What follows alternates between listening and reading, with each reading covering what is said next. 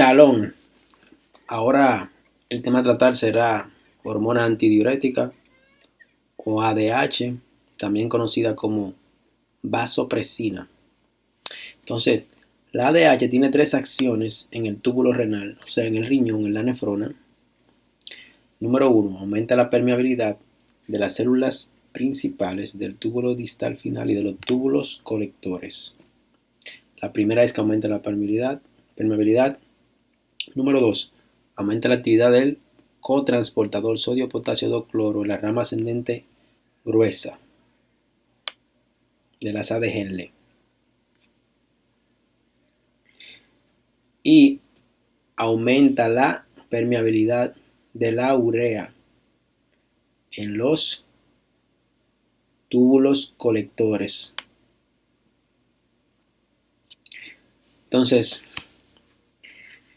las funciones son: número 1, aumenta la permeabilidad al agua de las células principales, aumenta la actividad del cotransportador sodio-potasio 2-cloro, también aumenta la permeabilidad de la urea en el túbulo colector.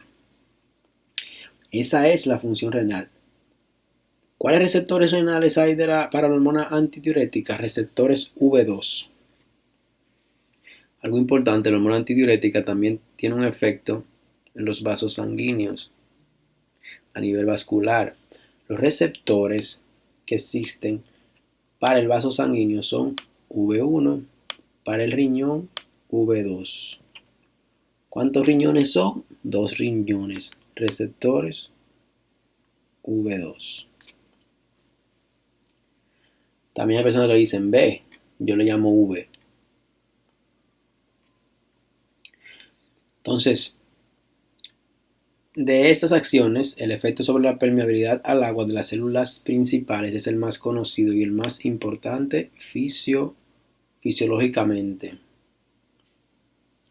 Si en ausencia de ADH las células principales son impermeables al agua, en presencia de ADH, recuerde que la ADH es la vasopresina, los canales de agua o acuaporinas se insertan en la membrana luminal de las células principales, haciéndolas permeables al agua. Cuando hablamos de membrana luminal, hablamos de esto, es la célula. Imagínense que el túbulo colector es una célula. Aquí tendríamos el vaso sanguíneo. Y aquí tendríamos el lumen, o la luz del vaso. La luz, perdón, de la nefrona. Luz o lumen aquí.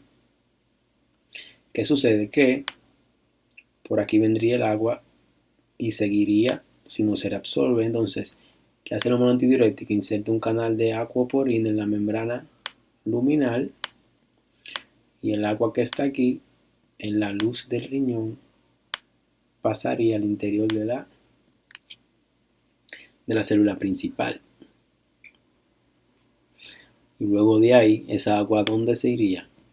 Pasaría al torrente sanguíneo. Ok. La acción de la ADH sobre las células principales consta de los siguientes pasos que corresponden con los números de la figura. Ok, vamos a ver.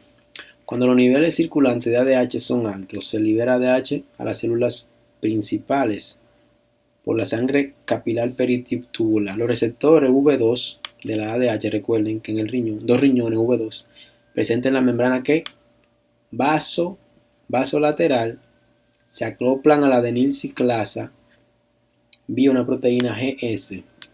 Ok, eso es fácil de recordar. Mire qué fácil. Los receptores V2 se encuentran en la membrana que decía el texto. Los receptores presentes en la membrana vasolateral. La vasolateral es esta aquí. Receptores V2. Haré otro dibujo. La célula principal. Vaso sanguíneo acá.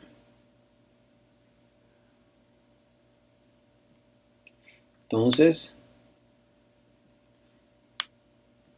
aquí estaría la membrana vasolateral. Aquí hay un receptor, o colocarlo de otro color, rojo, colocarlo rojo. Ese receptor que está aquí, que es una proteína integral de membrana, Ese receptor se conoce como receptor V2. ¿Qué proteína utiliza? La GS. Entonces, V2GS, si usted invierte el 2 sería una S. O sea, se puede así asociar el mecanismo de señalización intracelular que utilizan acá adentro. Entonces vamos a continuar. Entonces, ellos se acoplan a la adenilciclasa, a la proteína GS.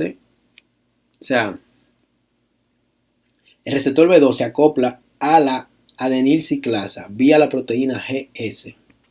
Cuando la ADH se fija a los receptores, se activa la adenilciclasa y cataliza la conversión del ATP a AMP cíclico. Entonces, el AMP cíclico activa la proteína sinasa A. La proteína sinasa A activa luego la fosforilación de estructuras intracelulares para que se logre la acción fisiológica. Se desconoce la identidad de esas estructuras, aunque la posibilidad incluye microtúbulos y microfilamentos.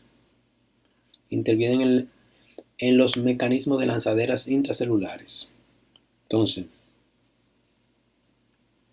después del paso de la fosforilación, la vesícula que contiene los canales de agua son transportadas e insertadas en la membrana luminal de la célula principal, aumentando por tanto su permeabilidad al agua.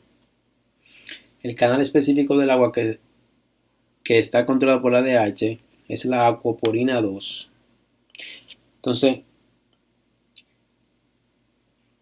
Entonces, como es aquaporina 2, tenemos receptores V2, proteína GS, que si invertimos la S, V2, recuerden, y la aquaporina 2, o sea, prácticamente 2, 2 y 2.